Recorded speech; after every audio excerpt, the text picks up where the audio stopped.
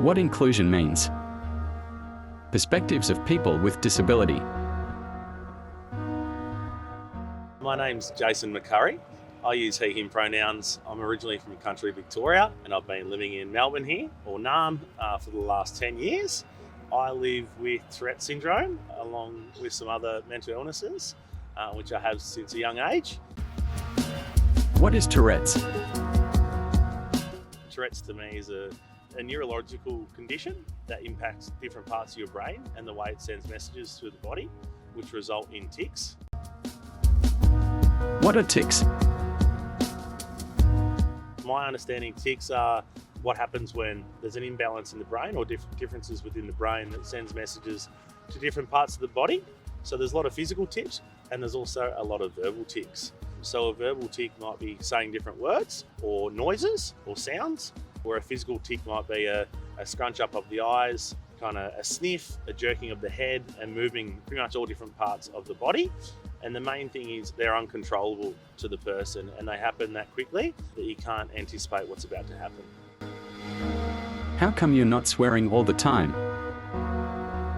Some people with Tourette's do have swearing tics where they might use the cursing or swear words, again, uncontrollably. But we actually, from research and statistics, it's only about 1 in 10 people, so roughly about 10% of people living with Tourette's have the swearing tics, which are actually called coprolalia.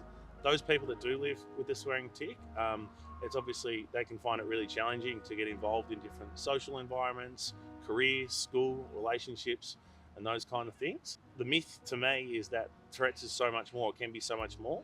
And like anything in life around diversity, disability is really diverse and everyone's experience of Tourette's is quite diverse as well. Do certain environments trigger your tics?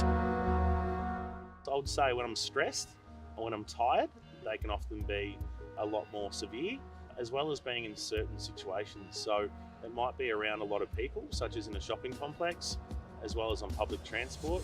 Obviously, if you tic, or it's quite a noticeable tic, such as a verbal grunt, a lot of people are going to stare at you quite naturally. That can then increase anxiety, which then makes the tics more severe. Can you concentrate while you are ticking? Yes, I can still concentrate when I'm ticking.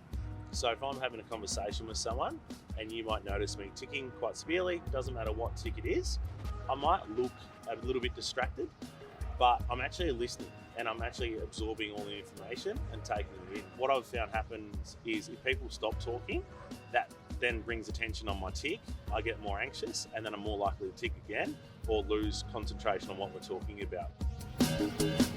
What is the relationship with other disabilities? A lot of people with Tourette's also have these overlapping disabilities or conditions of anxiety and OCD, and there can also be a strong correlation with people with ADHD as well. I shared the story earlier about if my anxiety increases, I'm more likely to tic more.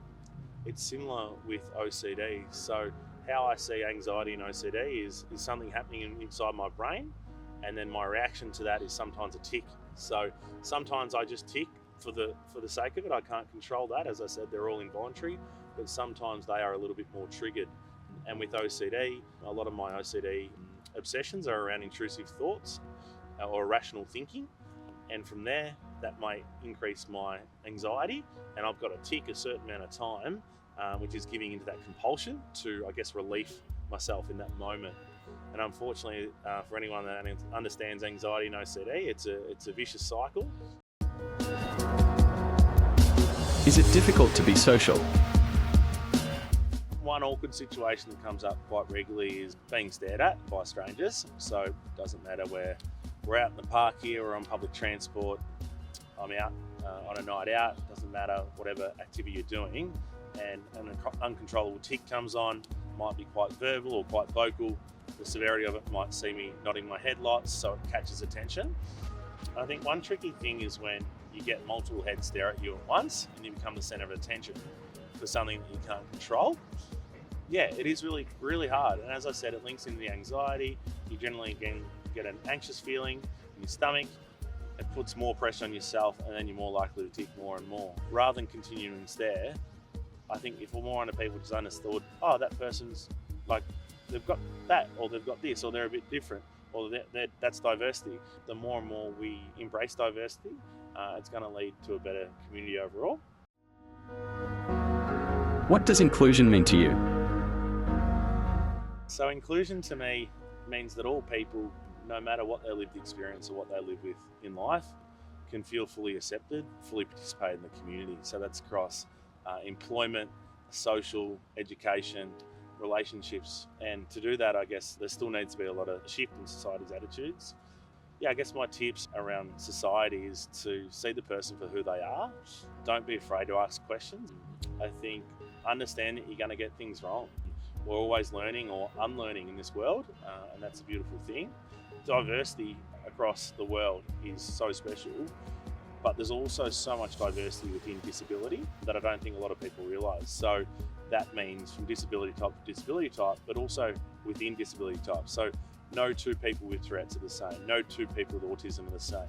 So that's where it comes to understanding and validating their lived experience and I guess learning from them. After all, it's their lived experience. They're the experts in their own lives, and be curious and ask questions, but as long as it comes from the right place of wanting to better society overall.